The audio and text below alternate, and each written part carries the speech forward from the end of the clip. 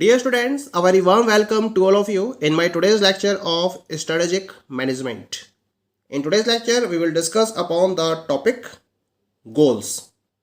Strategic intent के topic को हमने डिस्कस किया था, जहां हमने विजन को प्रॉपर्ली डिस्कस किया, उसके बाद मिशन को डिस्कस किया, उसके बाद ऑब्जेक्टिव्स को डिस्कस किया.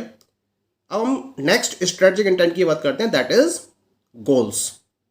क्या होते हैं गोल्स और इनको सेट किया जाना क्यों जरूरी रहता है, इसके रिगार्डिंग हम एक प्रॉपर डिस्कशन को फॉलो करेंगे आज के लेक्चर में. Setting goals is vital for every company because goals determine the broad long term outcomes you want to achieve. They give you the overarching direction for your business plan and define where you want to be in future. यानी कि जब हम goals की बात करते हैं तो किसी भी कंपनी के पॉइंट ऑफ व्यू से गोल्स को सेट किया जाना बहुत ज़्यादा जरूरी है, वाइटल पार्ट है ये किसी भी ऑर्गेनाइजेशन के रेफरेंस में, किसी भी कंपनी के रेफरेंस में, क्योंकि गोल्स के बेसिस पर ब्रॉड और लॉन्ग टर्म आउटकम्स को प्रॉपरली डिटरमाइन किया सकता है जिसे आप अचीव करना चाहते हो. ये एक तरीके की आपको वो प्रॉपर डायरेक्शन प्रोवाइड करती है जो आपके बिजनेस प्लान के लिए बहुत ज़रूरी है और जो ये डिफाइन करती है कि फ्यूचर में आप कहां पहुंचना चाहते हो. इसके साथ साथ जो गोल्स है वो आपके द्वारा यूज किए सकते हैं for your yearly and quarterly company strategy, your positioning, mission statement, company culture guide, financial projections and other crucial business documents and initiatives. यानी कि जो गोल आपके द्वारा डिसाइड किए जाते हैं उन गोल्स को आप यूज कर सकते हो डिफाइन करने में कंपनी के ईयरली और क्वार्टरली स्ट्रेटजी को, पोजीशनिंग को, मिशन स्टेटमेंट को, कंपनी कल्चर गाइड को, फाइनेंशियल प्रोजेक्शंस को और जो भी क्रूशियल बिजनेस डॉक्यूमेंट्स हैं या इनिशिएटिव्स हैं उनको डिफाइन करने में भी गोल्स एक प्रॉपर रोल प्ले करता है. अगर आपने एक राइट गोल को डिफाइन किया है तो वो आपके कंपनी के विजन के, पर्पस के और लॉन्ग टर्म एस्पिरेशंस के साथ में प्रॉपरली अलाइंड होगा और आपके फ्यूचर में जो अचीव करना चाहते हो उसको कंप्लीटली फोकस कर रहा होगा. यानी कि जो गोल है it establishes a desired outcome. It is large in size and intangible. That's why it is hard to measure. As a team और organisation your goal could be. क्या क्या गोल हो सकते हैं, क्योंकि जो गोल है वो एक डिजायर्ड आउटकम को अचीव करने के लिए एस्टेब्लिश किया जाता है. साइज में अगर देखा जाए तो ये ब्रॉड वे में डिफाइन किया जाता है, इसी वजह से ये साइज में लार्ज होता है क्योंकि ये ब्रॉड प्रोस्पेक्ट को डिफाइन करता है और इसी वजह से इसको मेजर करना भी बहुत ज़्यादा हार्ड होता है. ऑर्गेनाइजेशन या टीम के पॉइंट ऑफ व्यू से क्या क्या गोल हो सकते हैं, जैसे एक एग्जाम्पल लेके चलते हैं उन गोल्स के. जैसे कि आप अपने इंटरनेशनल कस्टमर बेस को इंक्रीज करना चाहते हो, ये आपका एक गोल हो सकता है. तो ये एक ब्रॉड अचीवमेंट है जो फ्यूचर में आप अचीव करना चाहते हो. इसके साथ साथ आप क्या चाहते हो, अपने कंपनी के जो इंक्लूसिव कंपनी कल्चर है उसको फोस्टर करना चाहते हो और ज़्यादा, या फिर आप अपनी क्रॉस टीम कम्युनिकेशन को इम्प्रूव करना चाहते हो, या फिर जो क्रॉस फंक्शनल डिपार्टमेंट्स हैं उनके बीच में आप एक ट्रस्ट को बिल्ड करना चाहते हो. तो ये क्या है आपके, these all are the goals, क्योंकि इनको ब्रॉड वे में डिफाइन किया जाता है और ये साइज में लार्ज होते हैं, इंटेंजिबल होते हैं, इसी वजह से इनको मेजर करना भी बहुत ज़्यादा हार्ड होता है.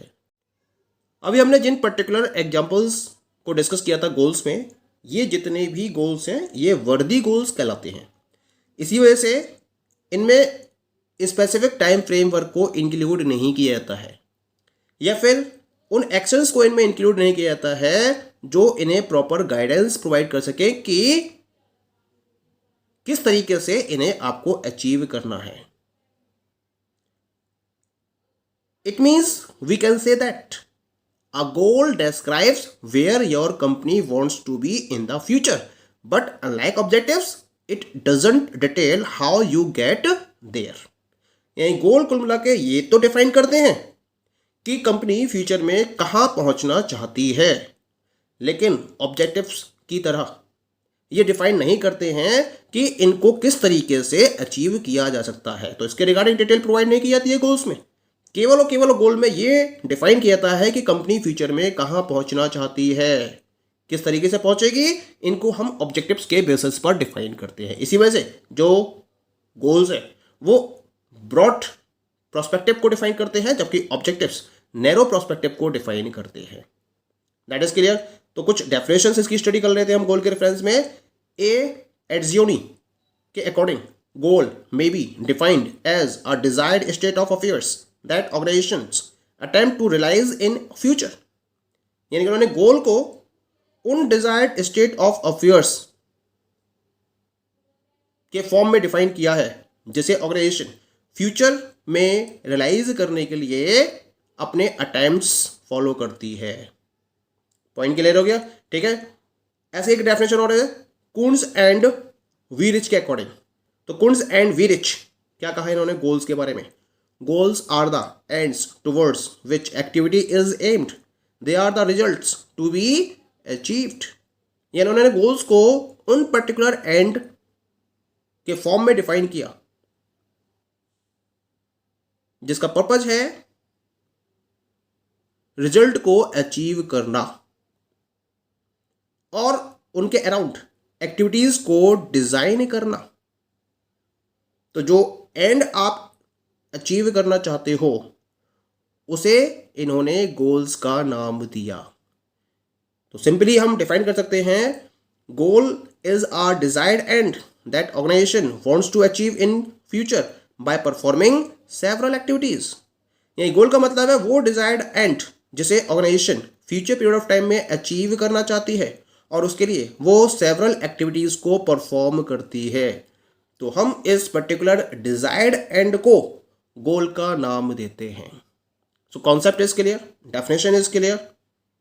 Now we will discuss about the purposes of goals. यानी कि अब हम डिस्कस करेंगे कि गोल्स को अचीव करने के क्या क्या मेन पर्पसेस हैं। तो कुछ पर्टिकुलर पर्पसेस मैंने यहां पर डिफाइन करे हैं, जिनमें से पहला पर्पस है to provide guideline and direction. Goal is a desired destination that organization wants to reach. Thus, it provides the direction towards which the organizational activities should be focused. क्योंकि गोल क्या करता है? गोल उस डिजायर्ड डेस्टिनेशन को define करता है जिसे organization future में अचीव करना चाहती है।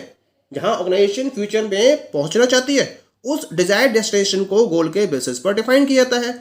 तो इस तरीके से जो गोल है वो ऑर्गेनाइजेशन को एक डायरेक्शन प्रोवाइड करता है कि उसे उस पर्टिकुलर डिजायर्ड डेस्टिनेशन को अचीव करने के लिए कौन कौन सी एक्टिविटीज को और किस डायरेक्शन में परफॉर्म करना चाहिए। Clear? Now come to the next one, that is the to develop a good planning. Planning क्या है? It is predetermined the activities for future.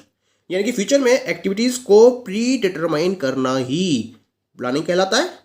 इससे आप सभी अवेयर होंगे। अब हम इन एक्टिविटीज को तभी आइडेंटिफाई कर सकते हैं जब ऑर्गेनाइजेशन को यह पता हो कि ये क्या अचीव करना चाहती है। अगर आपको यही क्लियर नहीं है कि आप क्या अचीव करना चाहते हो तो आप एडवांस में एक्टिविटीज को डिफाइन नहीं कर सकते। तो पहले तो आपको ये पता होना चाहिए कि आप क्या अचीव करना चाहते हो, और क्या अचीव करना चाहते हो ये कौन क्लैरिफाई करता है? ये गोल्स डिफाइन करते हैं, गोल्स इसको क्लैरिफाई करते हैं। तो गोल के बेसिस पर एक आइडिया मिलता है ऑर्गेनाइजेशन को कि फ्यूचर में वो क्या अचीव करना चाहती है, उसकी एक्सपेक्टेशंस क्या है, टाइम फ्रेम क्या है, और कौन कौन सी स्किल्स इसके लिए रिक्वायर्ड होंगी अचीव करने के लिए। तो इन पर्टिकुलर या इस पर्टिकुलर इंफॉर्मेशन के बेसिस पर एक इफेक्टिव प्लान को डेवलप किया जा सकता है।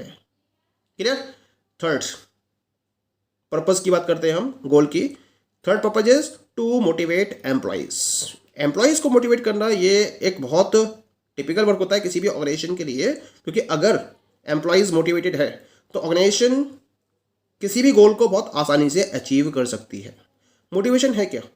Motivation is creating willingness in individual to give higher effort toward work, यानी कि उन्हें जो पर्टिकुलर एक्टिविटीज परफॉर्म करने के लिए दी गई हैं उनको अचीव करने के लिए उनकी तरफ से जब हाईएस्ट लेवल पर एफर्ट्स फॉलो किए जाते हैं और उसके लिए उनके अंदर विलिंगनेस जब क्रिएट हो जाती है तो हम उसको मोटिवेशन का नाम देते हैं।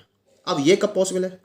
जब जो एम्प्लॉयज़ है ऑर्गेनाइजेशन के वो ये एक्सेप्ट करें कि जो उनकी नीड है वो उनके एफर्ट के द्वारा ही फुलफिल की जा सकती है, क्योंकि जो गोल है वो आउटकम को डिफाइन करता है जिसे ऑर्गेनाइजेशन फ्यूचर में अचीव करना चाहती है, और इसी वजह से ये एक क्लियर कट आइडिया प्रोवाइड करता है ऑर्गेनाइजेशन को या उसके एम्प्लॉयज़ को कि फ्यूचर में ऑर्गेनाइजेशन क्या अचीव करना चाहती है। तो इस तरह से जब ऑर्गेनाइजेशन में एम्प्लॉयज़ को पता होता है कि क्या अचीव किया जाना है और उसके बारे में प्रॉपर इन्फॉर्मेशन उनके पास अवेलेबल होती है तो ये एम्प्लॉयज़ को उनके वर्क के लिए प्रॉपरली मोटिवेट करती है और एम्प्लॉयज़ उसी डायरेक्शन में अपने हाईएस्ट एफर्ट के साथ में वर्किंग को फॉलो करना शुरू कर देते हैं। तो कुल मिला के एम्प्लॉयज़ को मोटिवेट करने के लिए गोल अपना एक इंपॉर्टेंट रोल प्ले करते हैं। The next one is to utilize the resources optimally. Resources को ऑप्टिमम वे में यूटिलाइज करना this is a challenge for any of the organization. अब रिसोर्सेज को ऑप्टिमली यूटिलाइज कब किया जा सकता है? जब प्रॉपर प्रिसाइज डेफिनेशन हो, डायरेक्शन हो वर्क के रिगार्डिंग और एम्प्लॉयज आपके मोटिवेटेड हो, तब आप रिसोर्सेज को प्रॉपरली और ऑप्टिमली यूटिलाइज कर सकते हो। क्योंकि जब गोल्स को डिसाइड किया जाता है तो गोल्स में इन सारे पॉइंट्स को इंक्लूड किया जाता है। इसी वजह से रिसोर्सेज के इफेक्टिव यूटिलाइजेशन में गोल अपने एक इंपॉर्टेंट रोल को प्ले करते हैं। क्लियर हो गया? तो कुल मिला के अगर रिसोर्सेज को ऑप्टिमली आपको यूटिलाइज करना है तो गोल की आप कंप्लीटली हेल्प लेते हो और उसके बेसिस पर आप इस पर्टिकुलर एक्ट को प्रॉपरली फॉलो कर सकते हो, इस पर्पस को ऑब्टेन कर सकते हो। Next one is the to evaluate and control. Evaluation and control of organizational performance is essential to ensure that the organization's functions are working properly and people are within the track of budget limit and time schedule. Evaluation और control ये दो बहुत important term है और organisation की performance को properly analyse करने के पॉइंट ऑफ व्यू से इन्हें फॉलो किया जाता है और इनके बेसिस पर यह एंश्योर किया जाता है कि जो ऑर्गेनाइजेशन के फंक्शंस हैं वो प्रॉपरली वर्कआउट कर रहे हैं और जो उसके एम्प्लॉयज़ है वो ऑर्गेनाइजेशन के द्वारा डिसाइड किए हुए बजट और टाइम शेड्यूल के अंडर में अपनी एक्टिविटीज़ को परफॉर्म कर रहे हैं। इसको एंश्योर किया जाता है with the help of evaluation and control. अच्छा, अब ये कब पॉसिबल है? ये तब पॉसिबल है जब फ्यूचर में अचीव किए जाने वाले गोल को आपने डिसाइड कर रखा है। तो ये जो गोल होता है वो एक तरीके से स्टैंडर्ड का काम करता है और इस स्टैंडर्ड के बेसिस पर आप क्या कर सकते हो, जो एक्चुअल एक्टिविटीज़ हैं उनके कंट्रोल और डायरेक्शन को फोकस कर सकते हो। यानी कि जो भी आपके पास एक्चुअल परफॉर्मेंस निकल कर आ रही है, ये जो एक्चुअल रिजल्ट्स आप अचीव कर रहे हैं उसको आप इन स्टैंडर्ड से कंपेयर करते हो और उसके बेसिस पर ये डिटरमाइन करते हो या एंश्योर करते हो कि जो ऑर्गेनाइजेशन की वर्किंग है वो प्रॉपर वे में फॉलो की जा रही है या नहीं की जा रही है। अगर नहीं की जा रही है तो उसके अकॉर्डिंग करेक्टिव एक्शंस को फॉलो किया जा सकता है और इस तरीके से प्रॉपर कंट्रोल किया जा सकता है ऑर्गेनाइजेशंस की वर्किंग के रेफरेंस में। Clear? So these all are the different purposes of goals. Thank you.